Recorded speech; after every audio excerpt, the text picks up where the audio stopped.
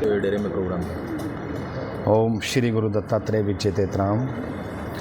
आज का प्रोग्राम हमारे देश के लिए, हमारे हरियाणा प्रदेश के लिए और हमारे खासकर कपिस्थल शहर के लिए बहुत ही विशेष है, क्योंकि हमारे संत समाज ने पिछले महीने भी एक मीटिंग की थी, एक सभा की थी, जिसमें कि हमारे पूर्वजों का मतलब गुरु पीरों की परंपरा चलती आई है। हमारे स्टेट वाइज, डिस्ट्रिक्ट वाइज मंडल पहले होते थे। तो पिछले कुछ 20-30 वर्षों से हमारा जो कैथल डिस्ट्रिक्ट यानी कि कपिस्थल, इनका मंडल खंडित हो चुका था, मतलब बिखर चुका था।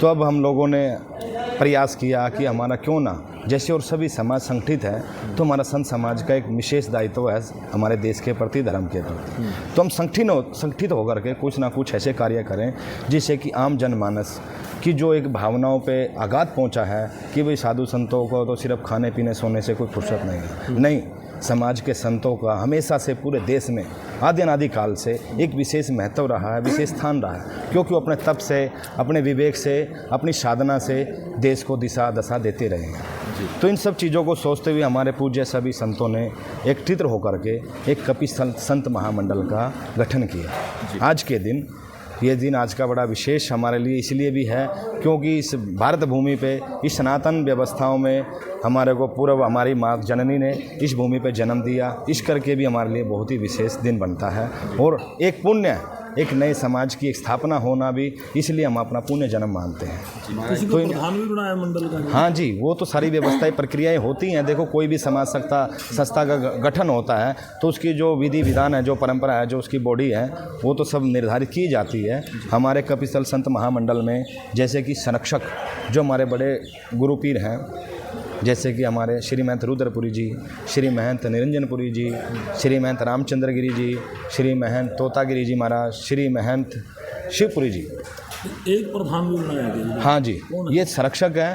प्रधान हमारा जो अध्यक्ष कहते हैं जिसे, वो इस भेग भगवान ने अपने को स्वीकार किया, ये एक दायित्व दिया है।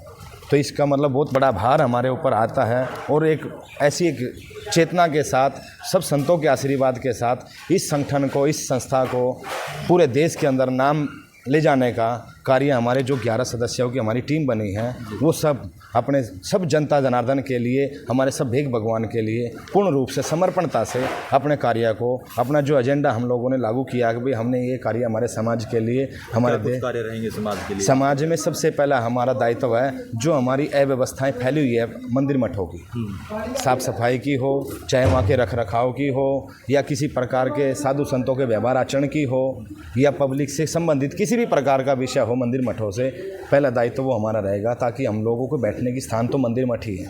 क्योंकि साधु समाज किसी घर पे जाके नहीं रह सकता, उसे रहने के लिए समाज ने नियुक्त किए हुए मंदिर मठ, और उन वही सुरक्षित नहीं होंगे तो साधु संत जाएंगे कहाँ? किसी के घर तो जाके रह नहीं सकते। तो इन सब चीज़ों को देखते हुए पहला तो स्थान, वो दायित्व हमारा। उसके बाद में जो गरीब तबका हमारा, उन लोगों का सहयोग करना, क्योंकि साधु के पास में अनेकों प्रकार के लोग जुड़े होते हैं, जो दयालु भी होते हैं, श्रद्धालु भी होते हैं और दयादान करने वाले भी होते हैं। साधु के पास एक योग्यता होती है कि वो उन सब का संचय करके क्यों ना गरीब लोगों की सहायता करें। किसी की बहन बेटी की शादी हो, किसी के मकान दुकान का हो, किसी का हॉस्पिटल का हो।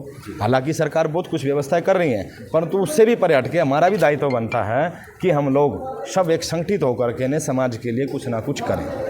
दूसरी बात ये है कि हमारे मतलब साधु समाज में भी कई प्रकार की कोई मानसिकता में विकृति आ जाती है, किसी भी साधु को कुरीति आ जाती है, तो हम पूरा संगठन एकत्रित होकर के ने, इकट्ठा होकर के ने उस बुराई के खिलाफ लड़ें, समाज को उससे निजात दिलाएं, ताकि वो बुराई कल न ऐसा कोई नासुर न बन जाए, जिससे कि हमारे समाज में एक मतलब हीन भावना पैदा हो, आम गृहस्थ आश्रम को भी उसकी अक्षति हो, नुकसान हो।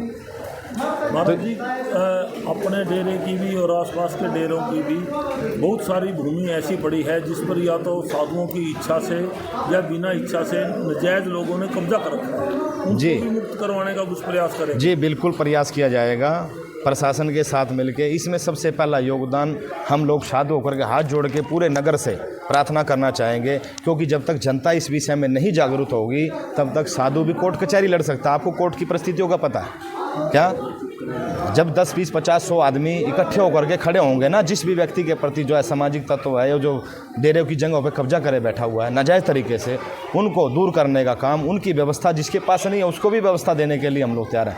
परंतु एक जो परंपरा जो चली आ रही है, जो ये सार्वजनिक स्थान है, ये सभी वर्ग का स्थान है, ये किसी एक जाति का, किसी एक धर्म का या संप्रदाय का स्थान नहीं है। इस पे हर सबको बराबर का अधिकार है, परंतु जनता को जागरूक होना पड़ेगा इसके लिए।